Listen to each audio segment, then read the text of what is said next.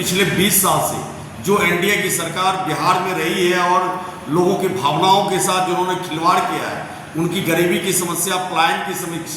समस्या और स्वास्थ्य सेवाओं की समस्याओं को मूलचूल परिवर्तन नहीं कर पाया है। प्रधानमंत्री का लगातार एक भारत का प्रतिष्ठित पद पर रहते हुए पूरे देश के प्रधानमंत्री एक स्टेट के चुनाव के लिए चुनाव पूर्व इतनी बार वो दौरा लगा चुके हैं। निश्चित तौर पे वो तेजस्वी यादव की जो लोकप्रियता बिहार के साथ पूरे देश में बढ़ रही है, उससे वो घबराए हुए हैं। बिहार से पलायन को दूर करना है, बिहार में शिक्षा की व्यवस्था को अच्छी करनी है, स्वास्थ्य व्यवस्था को अच्छी करनी है, आईटी सेक्टर के क्षेत्र में अच्छा काम करना है। जो बिहार के प्रतिभावान खिलाड़ी हैं उन्हें खेल के मंच को उपलब्ध कराना है और एक तरह से आप कह सकते हैं कि पूरा समृद्ध बिहार बनाना है। आर्थिक समानता की बात है, जो जातीय गणना के आधार पर कार्यक्रम को चलाने की बात है, चाहे वो माई बहन मान योजना की बात हो, तमाम जो चीज़ें हैं वो कितना इम्पैक्टफुल है आम लोगों के बीच में, आवाम के बीच में, जनता के बीच में। देखिए, माननीय युवा नेता जो बिहार के युवाओं के आदर्श पिछले 17 महीने के शासनकाल में जदयू के साथ जब सरकार में हमारे नेता थे, उन्होंने बिहार के युवाओं को रोजगार देने के लिए 5.5 लाख रोजगार उन्होंने सृजन किया और काफ़ी शिक्षा का क्षेत्र हो, स्वास्थ्य का क्षेत्र हो, आईटी सेक्टर हो, टूरिज्म पॉलिसी हो, मेडल लॉ, नौकरी पाओ की बात हो, चाहे अन्य सेक्टरों की भी बात हो, उसमें भी बड़ी मजबूती के साथ हमारे युवा नेता ने बिहार में काम किया और एक अमिट छाप छोड़ी। हमारे नेता ने ये घोषणा की है कि अगर हम 2025 के विधानसभा चुनाव के बाद सत्ता में आते हैं तो बिहार की जो माँ बहनें हैं जिनके अंदर आर्थिक समृद्धि नहीं है, आर्थिक समानता नहीं है, उनको आर्थिक बल देने के लिए हम माई बहन मान योजना के तहत सभी माँ बहनों को 2500 रुपया प्रति माह देंगे। जो सामाजिक सुरक्षा पेंशन की राशि बिहार में 400 रुपये मिल रही है, उसकी राशि बढ़ोतरी कर हम 1500 रुपये कर देंगे और हर घरों में 200 यूनिट बिजली देंगे। लाखों युवाओं को रोजगार देंगे, गैस सिलेंडर 500 रुपये में उपलब्ध करवाएंगे। इसके अलावा अन्य सारी जो योजनाएं, चाहे युवा आयोग बनाने की बात हो, मखाना और मक्का उत्पादन क्षेत्रों के लिए उनके लिए बेहतर कार्य करने की आवश्यकता हो, उद्योग धंधे लगाने की बात हो, पलायन रोकने की बात हो, गरीबी और अशिक्षा, स्वास्थ्य को बेहतर करने की बात हो, तो इन सारे क्षेत्रों में कार्य करने की माननीय नेता की भावी योजनाएं हैं और इसमें सुदृढ़ रूप से उनका ब्लू प्रिंट और रोड मैप तैयार है। हम जनता के बीच लगातार जा रहे हैं और जो माननीय नेता का संकल्प है उन्हें जनसंवाद स्थापित कर गरीब गुरबे शोषित वंचितों को बताने का काम कर रहे हैं कि पिछले 20 साल से जो एनडीए की सरकार बिहार में रही है और लोगों की भावनाओं के साथ जिन्होंने खिलवाड़ किया है, उनकी गरीबी की समस्या, पलायन की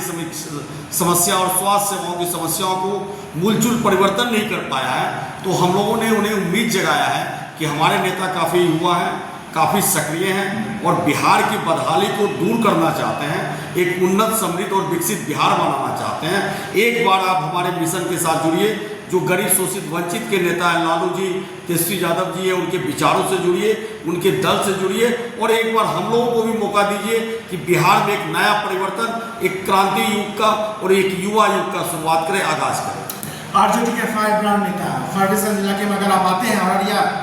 जिले में अगर आप आते हैं तो मंडल अविनाश आनंद फायर ब्रांड नेता के तौर पर स्थापित हैं और बता भी रहे हैं कि तमाम योजनाएं यहाँ पे जमीनी स्तर पे है, ग्रास रूट पे है। लेकिन नरेंद्र मोदी के कई रैली को हमने कवर किया और तेजस्वी यादव के भी कई रैली को हमने देखा है, समझा है। 56 इंच के सीने की बात होती है। तेजस्वी यादव अपने कार्यों के जरिए, अपनी योजनाओं के जरिए 56 इंच का सीना बना पाए। निश्चित रूप से बिहार का जो एक युवा है, बिहार के जो गरीब गुरबा लोग हैं, वो बिहार के भविष्य के रूप में तेजस्वी यादव को देख रहे हैं। प्रधानमंत्री का लगातार एक भारत का प्रतिष्ठित पद पर रहते हुए पूरे देश के प्रधानमंत्री एक स्टेट के चुनाव के लिए चुनाव पूर्व इतनी बार वो दौरा लगा चुके हैं। निश्चित तौर पे वो तेजस्वी यादव की जो लोकप्रियता बिहार के साथ पूरे देश में बढ़ रही है, उससे वो घबराए हुए हैं। लोगों ने स्वीकार किया है कि सही माने में बिहार का जो युवा विकास पुरुष है वो तेजस्वी यादव जी हैं। तेजस्वी यादव ही बिहार की बदहाली को दूर कर सकते हैं, बिहार में पलायन को रोक सकते हैं, बिहार में उद्योग धंधे लगा सकते हैं, बेरोजगार युवाओं को रोजगार दे सकते हैं, माँ बहनों के चेहरों पर खुशियाँ और समृद्धि ला सकते हैं। तो बिहार के लोगों ने इसमें ठान लिया है कि हम बिहार में परिवर्तन करेंगे, युवा बिहार बनाने के लिए तेजस्वी यादव जी का साथ देंगे। इससे माननीय प्रधानमंत्री, पूरा एनडीए खेमा घबराया हुआ। आज आपने देखा होगा कि नीतीश कुमार जी ने घोषणा किया, जिन चीज़ों को हमारे माननीय नेता ने दिसंबर में ही बिहार वासियों से वादा किया कि हम अगर सत्ता में आते हैं, जो सामाजिक सुरक्षा पेंशन की राशि, वृद्धा पेंशन, विधवा पेंशन, दिव्यांगजन की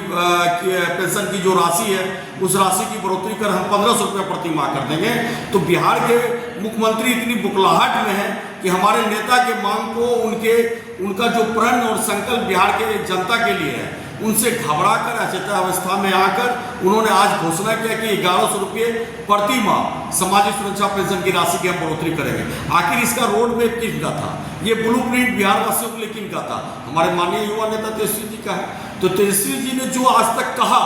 वो उन्होंने किया। भले उम्र उनकी कच्ची है, लेकिन उनकी जुबान पक्की है। वो हमेशा बिहार वासियों के लिए सोचते रहे, बिहारियों के लिए सोचते रहे, उनके दर्द को महसूस किया, उनके बीच जाते रहे, न कि अपने एसी वाले कमरे में बैठे रहे। हमेशा वो सड़कों पर रहे, जहाँ हत्याएं हुई, बलात्कार हुआ, कोई बड़ी आपदा आई तो वहाँ पे तेजस्वी यादव पहुँचने का काम किया। वो बिहार के दुख दर्द को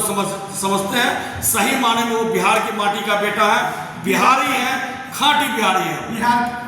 की माटी का बेटा है, बता रहे हैं अब मंडल अविनाश आनंद जी। आप देख रहे हैं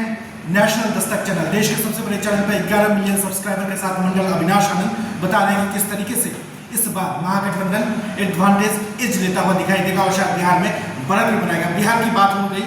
फारबिसगंज जिला की भी बात करेंगे। मंडल अविनाश आनंद को मौका मिलता है, जनता को सौगात, बड़ी सौगात, पहली सौगात पहले महीने में क्या देंगे आप? देखिए, फारबिसगंज विधानसभा में पिछले 20 साल से भाजपा की यहाँ पे विधायक रहे हैं और ये इनकी पार्टी की सरकार केंद्र में भी, राज्य में भी रही है। लेकिन जो ये सीमावर्ती इलाका है, अभी भी यहाँ पे प्रत्येक वर्ष जो 3 महीने का समय होता है, वो बाढ़ग्रस्त इलाका रहता है। इस विधानसभा के जो 10-11 पंचायत हैं, यहाँ पे बेहतर कॉलेज, शिक्षण संस्थान की बेहतर व्यवस्था यहाँ नहीं है। स्वास्थ्य सेवा के लिए कि रेफरल अस्पताल मात्र है। जो यहाँ की मुख्य फसलें हैं, जो मक्का का उत्पादन, धान का उत्पादन और मूंगफली का जो उत्पादन यहाँ होता है, उस पर जो स्थानीय फसल है, उस पर आधारित कोई बड़ा फैक्ट्री, उद्योग, धंधा नहीं लगा है। तो हम अगर हमारी सरकार सत्ता में आती है और फारबिसगंज की जो महान जनता जो पिछले 20 साल से अब उपेक्षा का और अपेक्षित होने का दंश झेल रही है, जो ग्रामीण बड़ी सड़कें हैं वो गड्ढों में तब्दील है, उससे उबड़ खाबड़ सड़कों पे लोगों को यहाँ मुख्यालय तक आना पड़ता है और अपने परिवार के जो उनकी रोजी रोटी के लिए उन्हें हरियाणा, पंजाब, दिल्ली, उत्तर प्रदेश की ओर पलायन करना पड़ता है। तो इन सारी चीज़ों पे हम लोग काम करने का काम करेंगे। फारबिसगंज की महान जनता अगर फारबिसगंज विधानसभा में भी युवा परिवर्तन करती है और उनके सहयोग से बिहार में हमारी युवा सरकार तेजस्वी यादव जी के नेतृत्व में बनती है, तो फारबिसगंज का जो सबसे पहला काम होगा, जो बाढ़ के कारण यहाँ की लाखों हेक्टेयर भूमि और 10 से 12 पंचायत जो जलमग्न हो जाता है, उसके रोकथाम के लिए एक बेहतर काम करना। जो स्थानीय यहाँ का फसल है, उसके आधार पे बड़े बड़े उद्योगों को लगाना, ताकि किसान को उन फसलों का वाजिब मूल्य मिल सके। और जो गरीब लोग हैं, जो अपने 2 जून की रोटी के लिए, अपने बच्चों और परिवार के लालन पालन के लिए घरों से हजारों किलोमीटर दूर जाते हैं, उनको यहीं के फैक्ट्रियों में काम मिल सके, उनका पलायन रोक सके, उनको रोजगार मिल सके, यही रोजगार मिल सके। जो गरीब निर्धन वर्ग के छात्र हैं, मेधावी हैं, उनके लिए यहाँ पे तकनीकी शिक्षा की व्यवस्था हो, जो यहाँ महाविद्यालय, बड़े मॉडल कॉलेज की स्थापना हो, ताकि यहाँ पे हर संकाय की पढ़ाई हो और जो तकनीकी शिक्षा प्राप्त करके वो समाज में, अपने शहर में जाकर अपना एक स्टार्टअप, अपना एक नया व्यवसाय खड़ा कर सके, अपने परिवार के अंदर वो सुख, शांति और समृद्धि ला सके, उन्नति ला सके। जो यहाँ रेफरल अस्पताल है, एक बड़ा सा मॉडल अस्पताल आधुनिक साज सज्जा के साथ, जहाँ अमूमन सभी तरह की बीमारियों का इलाज हो, ताकि जो यहाँ की गरीबी है, जो पिछड़ापन है, जो यहाँ के लोगों की स्वास्थ्य की बेहतर सेवाएं उनको लाभ नहीं मिल पाता, वो बेहतर इलाज यहाँ पे करवा सके। तो इन सारे क्षेत्रों में काम करना है। जो महत्वपूर्ण सड़क है, 10 नंबर रोड हो, चाहे वो रेणु द्वार से लेके मिर्जा गिद्धवास जाने वाली रोड हो, खवासपुर रमैया से लेके मियाँहाट हवाई फील्ड तक आने वाली रोड हो, डोम सड़क वाली रोड हो, चाहे आपको जाके MPS से लेके पंचवटी चौक होते हुए पुरसा काटे जाने वाली सड़क हो, DB-89 की सड़क हो, इन सारे सड़कों की चौड़ीकरण करने का, सुदृढ़ सड़क बनाने की, इन सारे दिशाओं में काम होगा। हमारे लोगों को पलायन नहीं करना पड़े, हमारे लोगों को बेहतर शिक्षा मिले, बेहतर स्वास्थ्य सेवाएं उन्हें मिले, हमारे लोगों का जो फसल है उनका फसल का वाजिब मूल्य फारबिसगंज में ही उनको मिले, जो गरीबी और मजदूर लोग हैं उनको रोजगार का भी अवसर शहरी क्षेत्र में जो उद्योग लगेंगे बड़े बड़े उनमें मिले। इन सारे क्षेत्रों में काम करना है और फारबिसगंज को एक सशक्त फारबिसगंज बनाना है, समृद्ध उन्नत और विकसित फारबिसगंज बनाना है। शायद आप कुछ सवाल पूछने और जवाब देने की जरूरत नहीं है। 2 दशक का जो सूखा है वो शायद इस बार खत्म किया जाएगा, ये वायदा कर रहे हैं मंडल अविनाश आनंद। 2 दशक से जो आम लोगों को बुनियादी चीज़ें जो हासिल नहीं हो पाई, दरवाज़ों तक मैसर नहीं हो पाया, जो दस्तक नहीं मिल पाया, वो शायद इस बार पूरा होगा और उन तमाम बुनियादी चीज़ों पे काम होगा, रोड इंफ्रास्ट्रक्चर पे काम होगा। और सबसे बड़ी बात जो आज हमने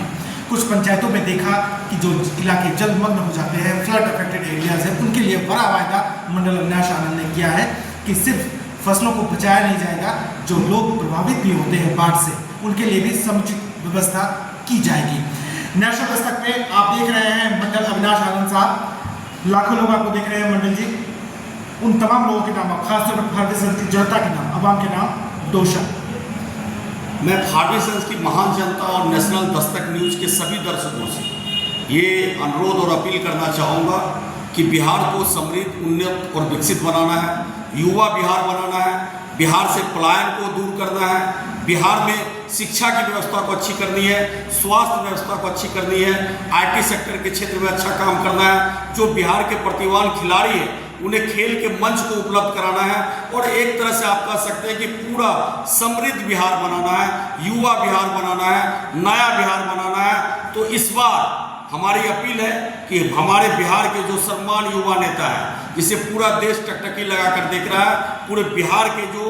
आवाम है, जो गरीब शोषित वंचित वर्ग के लोग हैं, युवा लोग हैं, वो बिहार के भविष्य के रूप में, बिहार के भावी मुख्यमंत्री के रूप में तेजस्वी यादव जी को देख रहे हैं और उन्हें मान रहे हैं। तो आप लोगों से भी अपील है कि हमारे युवा नेता, हमारे इंडिया गठबंधन, हमारे राष्ट्रीय जनता दल के प्रति आप भी अपनी बेहतर भावना को दिखाते हुए हमें सपोर्ट कीजिए, हमें समर्थन कीजिए, ताकि बिहार उन्नत, समृद्ध और विकसित बन सके, एक युवा सरकार बन सके, जो युवाओं को रोजगार दे सके, बिहार से पलायन रोक सके, आपको बेहतर स्वास्थ्य मिल सके, सेवाएं मिल सके, बेहतर शिक्षा मिल सके आपको, और बिहार का एक एक कोना जो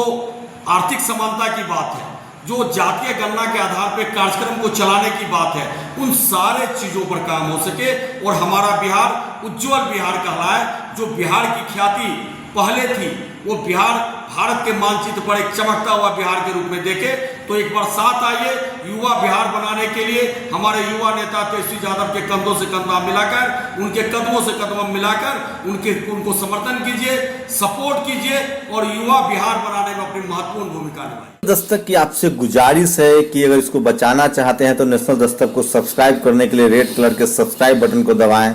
फिर बेल आइकन की घंटी दबाएं। नेशनल दस्तक को बचाने के लिए बहुत जरूरी है कि हर खबर को शेयर करें, लाइक करें, कमेंट जरूर करें।